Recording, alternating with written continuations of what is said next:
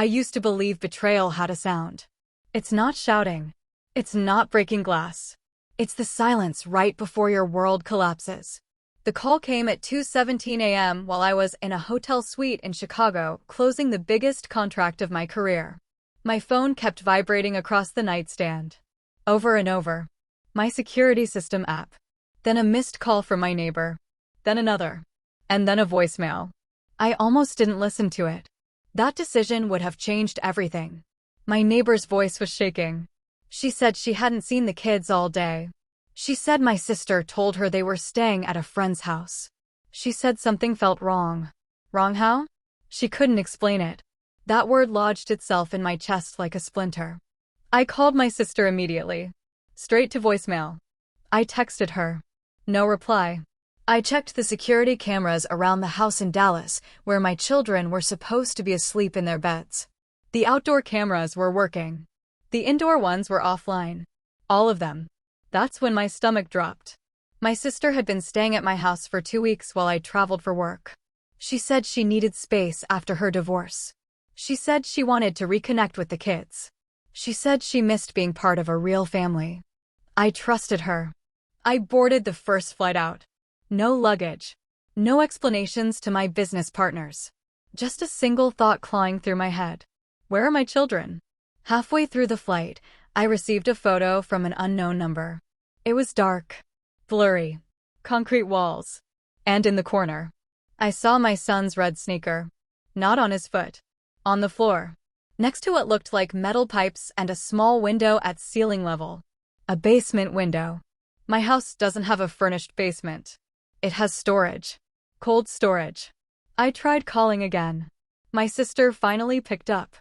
Her voice sounded calm. Too calm. She said everything was fine. She said I was overreacting. She said the kids were safe. Safe where? She hung up. That was the moment I understood something terrifying. This wasn't a mistake. This wasn't negligence. This was deliberate. And I had no idea why. But I was about to find out.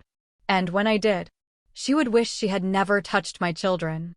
The flight felt endless, but my mind moved faster than the plane cutting through the clouds toward Dallas.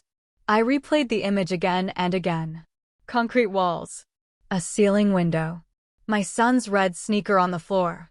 No movement. No faces. Just proof that something was terribly wrong. I called the police from 30,000 feet. They said they would send a patrol unit to the house. They asked if anyone had legal access to the property. I said yes. My sister. Even saying that word made my jaw tighten.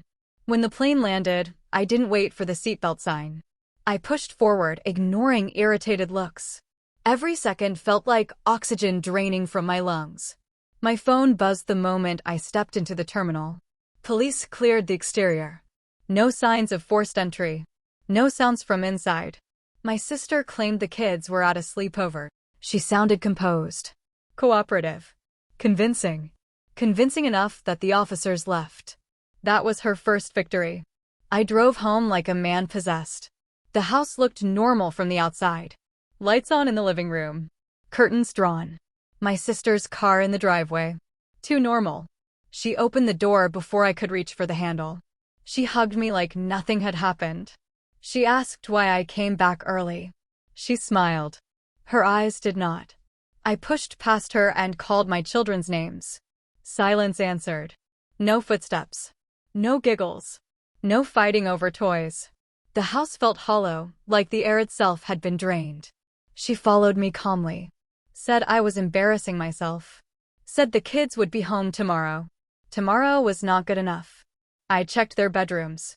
Beds made. Closets untouched. My daughter's favorite stuffed rabbit still on the pillow. She never slept without it. The security panel showed indoor cameras disconnected manually. Not malfunctioning. Disconnected. That meant someone inside the house had done it. I walked toward the kitchen and stopped. There was mud on the tile floor. Not from outside. From the direction of the basement door. We rarely used the basement. It was unfinished. Concrete floors. Old boxes. Cold in every season. I turned slowly and looked at her.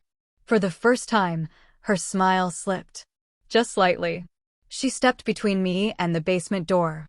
Said I needed rest. Said I was acting irrational. Said stress from work was making me paranoid. Paranoid men do not receive photos of their child's shoe in a concrete room. My hand reached for the basement knob. She grabbed my wrist. That was her second mistake. Her grip tightened. Stronger than I remembered. Desperate. In that second, I knew something deeper was at play. Not just anger. Not just jealousy. Something calculated. Something planned. And whatever was waiting below that door. She did not want me to see it. Her fingers dug into my wrist like she could physically stop the truth from surfacing. For a brief second, we stood frozen in the kitchen of my own house in Dallas, staring at each other like strangers preparing for war. I pulled free. She stepped back, but not far. Her breathing had changed. Slower. Controlled. Like she was adjusting to a script she had rehearsed. She said I was making a mistake. I opened the basement door. Cold air rushed up the stairs. The smell hit first. Damp concrete. Dust. Something metallic. The light switch at the top did nothing. The bulb had been removed. Another deliberate move. I turned on my phone flashlight and started down the steps. Each one creaked under my weight. My heart pounded so hard it blurred my vision. Behind me, she spoke calmly, explaining that she had reorganized the storage. That she had been cleaning. That I should trust her. Trust. The beam of light swept across old boxes, paint cans, holiday decorations. Then it moved to the far corner. A folding chair. A blanket on the floor. And rope. Not decorative rope. Not spare rope. Cut rope. My throat tightened. I moved closer. The blanket was one of ours. From the living room. My daughter's favorite cartoon pattern still visible under the dust. It was crumpled like someone had been sitting there for hours. Or longer. I scanned the walls and found it. A small basement window near the ceiling. Exactly like the photo. My phone vibrated in my hand. Unknown number again. Another picture. This time clearer. My children sitting against the concrete wall. Eyes wide. The window behind them. Taken from inside this basement. But they were not here now. I turned slowly.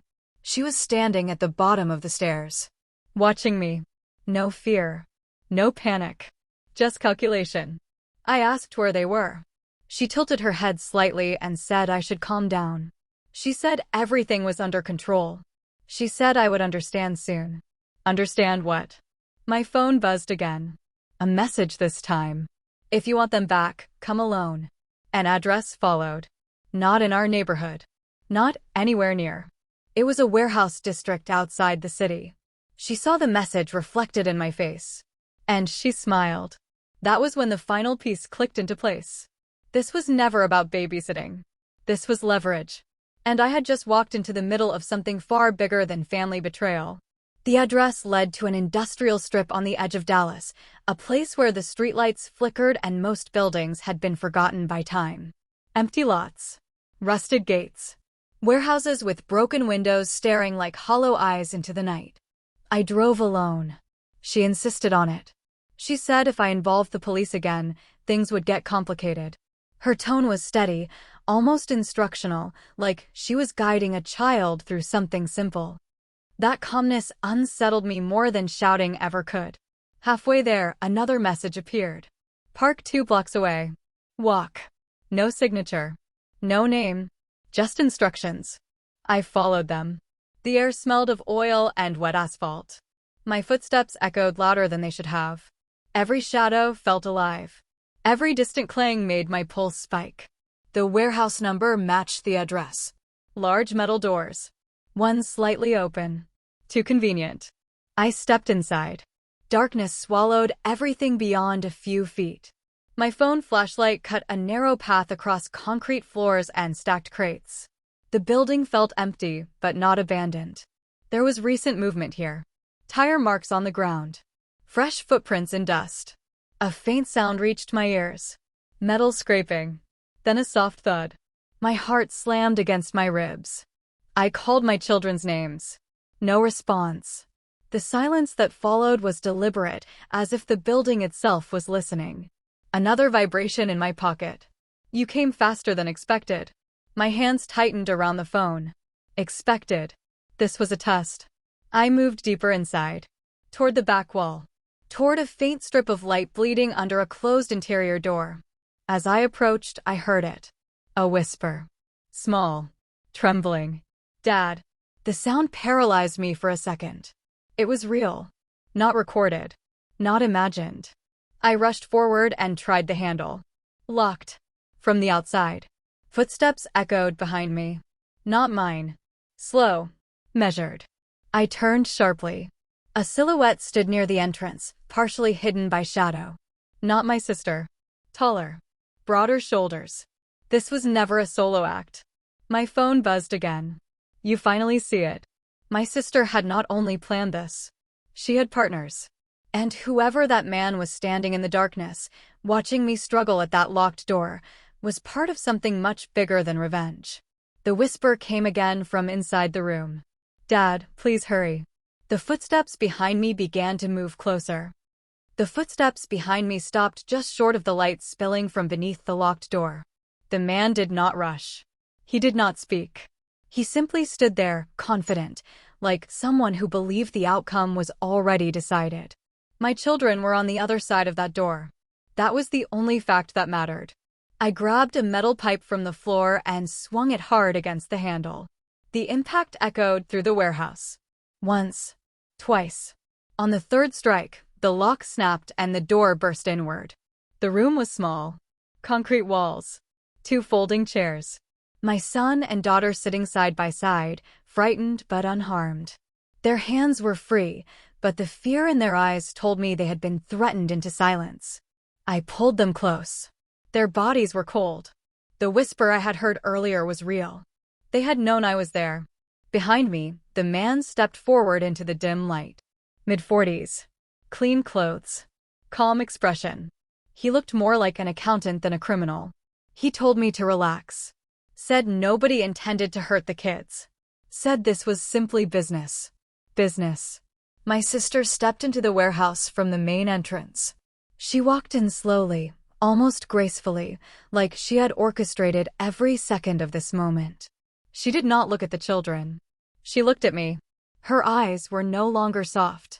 They were sharp. Focused. She said I built everything on my own while she struggled. Said I left her behind. Said I never shared opportunities. Said family should lift family. I reminded her she had lived in my house rent-free.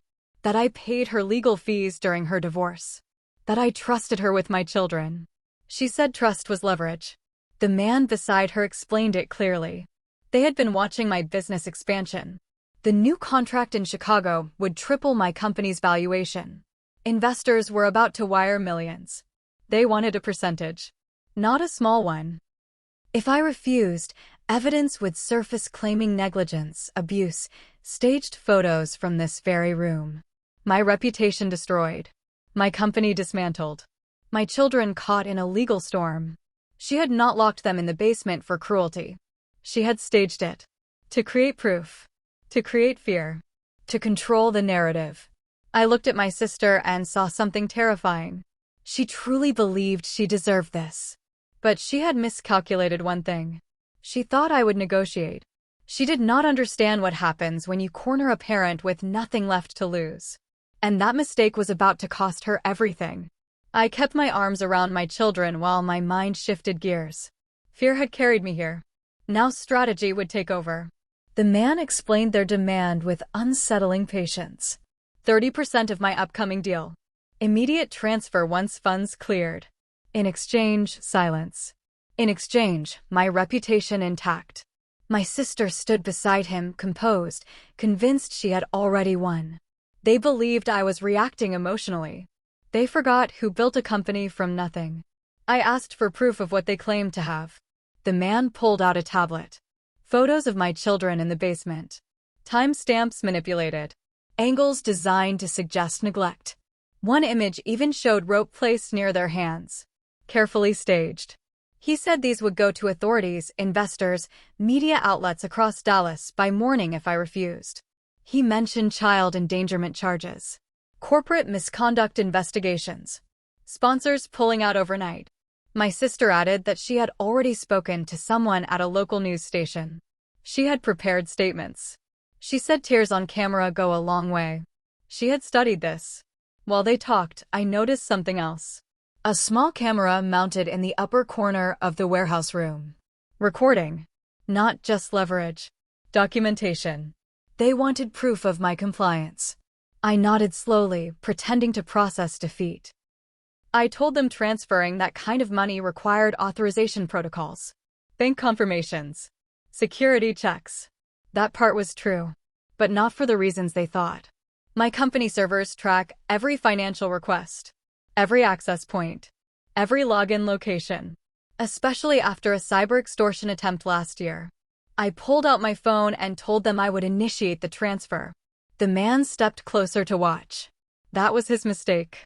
I opened my banking app, but not before triggering a silent emergency alert built into my corporate system. A feature only 3 people knew about. It sends GPS coordinates and a distress flag directly to my head of security. Former federal agent. Paranoid by design. Within seconds, the signal was out. I began typing slowly, keeping them focused on the screen. My sister leaned in, eyes gleaming. She thought she was watching money move. She was actually watching the countdown to her collapse. Outside the warehouse, distant sirens began to echo. Faint at first, then closer. The man's expression shifted. My sister's confidence cracked for the first time. And in that instant, I saw it. She had planned everything, except my response. The sirens were no longer distant. They were real. Closing in fast. The man's calm exterior fractured first. He stepped back from me, scanning the warehouse entrance as flashing red and blue lights flickered faintly against the walls. My sister remained still, but I saw the calculation behind her eyes accelerating. She asked what I had done. I told her exactly what she should have expected. I protected my assets. My children tightened their grip around my arms. I moved them behind me as heavy tires screeched outside. Doors slammed. Multiple vehicles. Not just local police. My head of security does not respond halfway. The warehouse door burst open. Commands were shouted. Armed officers flooded the space with precision. The man raised his hands instantly. My sister hesitated for a fraction of a second too long. That hesitation cost her. She was pulled forward and restrained before she could reshape the story. But the tension did not disappear. Because as officers secured the room, one of them approached me with a hard expression and asked why my children were found in a locked warehouse connected to my business location history. Connected. The word hit like a brick.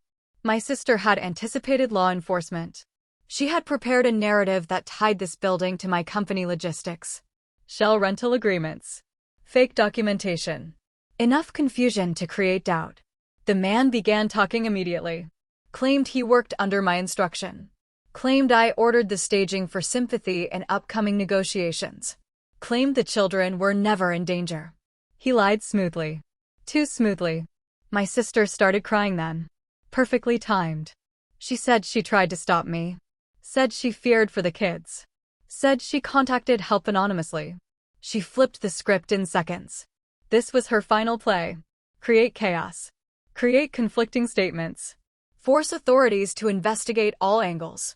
My security chief arrived moments later, flashing credentials. He handed officers a tablet displaying the distress alert timestamp, GPS data, and the silent trigger activated before any confrontation began. The timeline mattered. It showed I arrived after the children were already inside. It showed I called for help before speaking to anyone. The officers shifted tone. But the damage was not undone yet. Because investigations do not end overnight. And my sister, even in handcuffs, looked at me with something chilling in her expression. Not fear. Not regret. Promise. This was not over. As she was escorted past me, she leaned close enough for only me to hear. She said I should have shared everything when I had the chance. The warehouse lights flickered above us. And I realized something darker. She still believed she was justified. Which meant she would fight this to the end. No matter who else she had to drag down with her. By sunrise, the warehouse in Dallas was a crime scene sealed with yellow tape. My children were safe, wrapped in blankets in the back of an SUV while officers sorted truth from manipulation. I stayed close, answering questions, replaying timelines, watching the investigation unfold like a chessboard.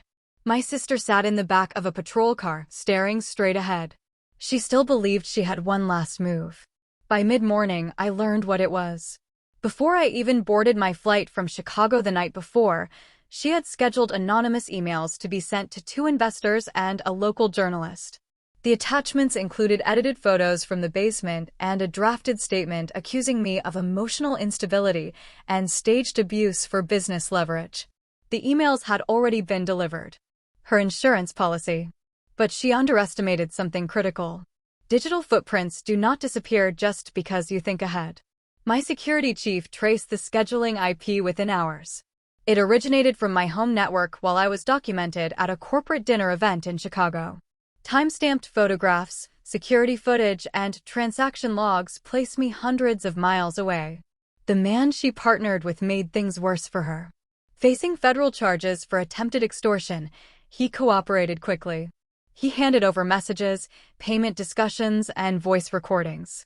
In one audio clip, her voice was clear and calculated, describing the plan step by step. Not desperation. Design. By afternoon, the narrative had flipped completely. Investigators now saw premeditation, conspiracy, kidnapping, fraud, digital manipulation. Every charge stacked carefully against her. She requested to see me once before formal processing. I agreed. Not out of sympathy. Closure. She sat across from me in a holding room, stripped of confidence for the first time. No performance. No calculated tears. She said she only wanted what she believed she deserved. Said she felt invisible next to my success. Said watching me build everything made her feel erased. I told her success was never something she was denied. It was something she refused to build. The silence between us felt heavier than anger. As officers led her away, I felt no triumph. Only clarity. She thought locking my children in a basement would give her control. Instead, it exposed who she truly was. My return did not destroy her. Her choices did. And as I drove home with my children beside me, the house felt different. Quieter. Stronger. Because betrayal may begin in silence. But justice does not. If you like this story, don't forget to subscribe to this channel for more interesting betrayal stories.